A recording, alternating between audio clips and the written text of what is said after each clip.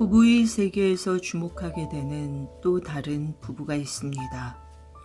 손재혁과 고혜림. 성중독처럼 외도를 일삼는 남편 손재혁과 이를 감내하려고 애쓰면서 고통을 삭히는 아내 고혜림. 이번 회에서는 부부의 성을 다뤄보도록 하겠습니다.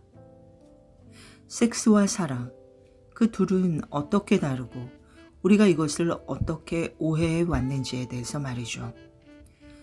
우리는 왜 섹스를 사랑과 동일시하게 되었을까요? 이 질문부터 시작해보고 싶습니다. 부부의 세계에서 나온 충격적인 대사 중 하나가 이것이었습니다. 잠자리? 배설 그 이상도 그 이하도 아니다라는 말이었죠. 손재혁의 외부적으로 보이는 성공의 이면에 여자와의 섹스 탐닉은 깊은 자신 안의 상처와 조우하고 싶지 않아서 밖으로 도피하고자 하는 무의식적인 반응일지 모릅니다.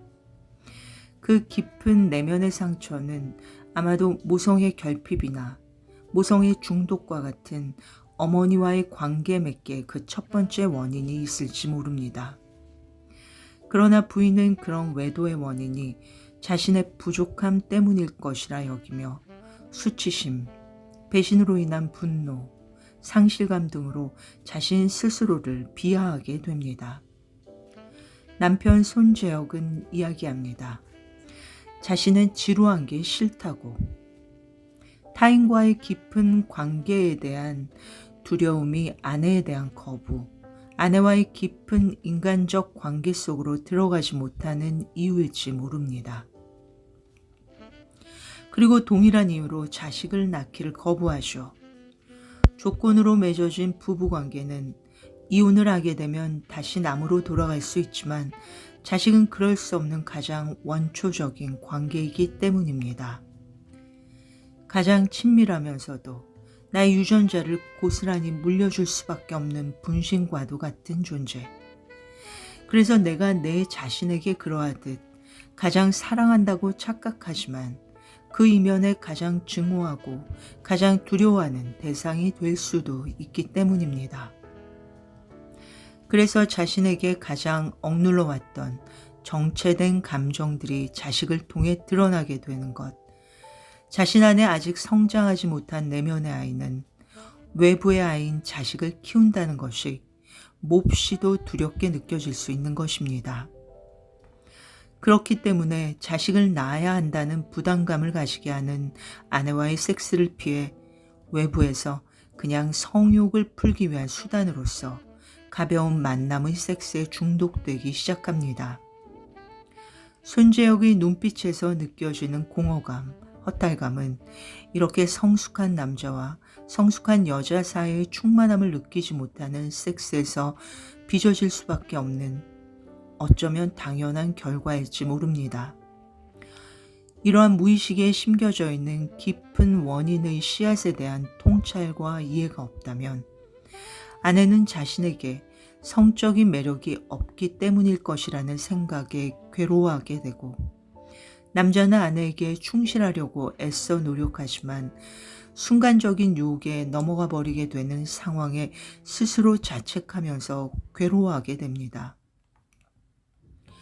더구나 이러한 자신의 상태에 대해 진실한 소통을 하는 법을 배우지 못한 대부분의 부부들은 이러한 악순환의 씨앗이 싹이 터 서로를 찌르는 가시넝쿨로 자라나도록 더 물을 부어주게 되죠.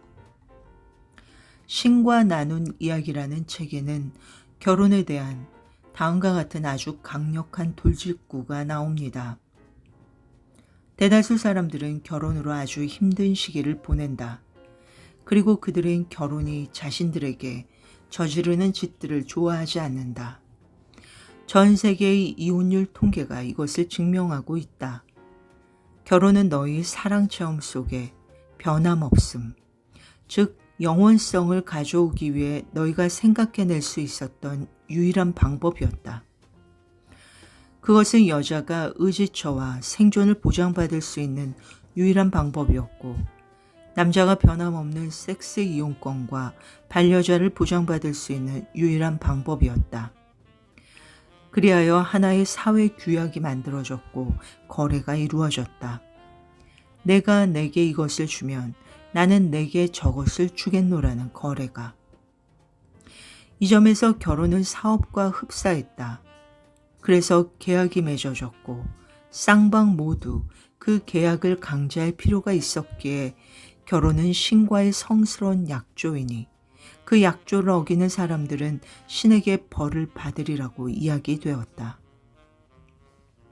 나중에 가서 이것이 들어먹히지 않자 너희는 그것을 강제하기 위해 인간의 법률들을 만들었다. 하지만 그조차도 먹히지 않았다. 소위 신의 법도 또 인간의 법도 사람들이 자신들의 결혼 서약을 깨뜨리는 걸 막지는 못했다. 왜냐하면 결혼 서약들은 단 하나뿐인 중요 법칙인 자연법과 정면으로 충돌하는 것이었기 때문이다.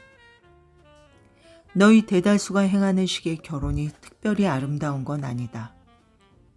그것은 개개 인간 존재가 타고나는 세 측면의 진실 중 두 측면을 침해한다. 다시 한번 꼭대기부터 시작하자. 너희는 사랑이다. 사랑인 것은 무한하고 영원하고 자유롭다. 바로 이것이 너희고 바로 이것이 너희의 천성이다. 너희는 날 때부터 무한하고 영원하고 자유롭다. 따라서 너희의 천성을 침해하거나 너희의 천성을 경시하는 인위적인 모든 사회적, 도덕적, 종교적, 철학적, 경제적 구조물 자체가 너희 자신에게 가해지는 공격의 다름 아니니 너희로서는 그것에 저항할 수밖에 없다. 너희가 결혼이라 부르는 그 제도는 소위 정부라는 제도가 그러하듯 안전을 확보하려는 너희식 시도다. 사실 서로의 행동 양식을 지배하기 위해 고안된 인위적인 사회 구조물이라는 점에서 그 둘은 형태만 다른 같은 것이다. 그럼 우리의 결혼은 더 이상 의미가 없는 것일까요? 결혼으로 맺어진 부부의 관계에서 우리는 이제 어떤 의미와 가치를 발견하고 지향해야 할까요?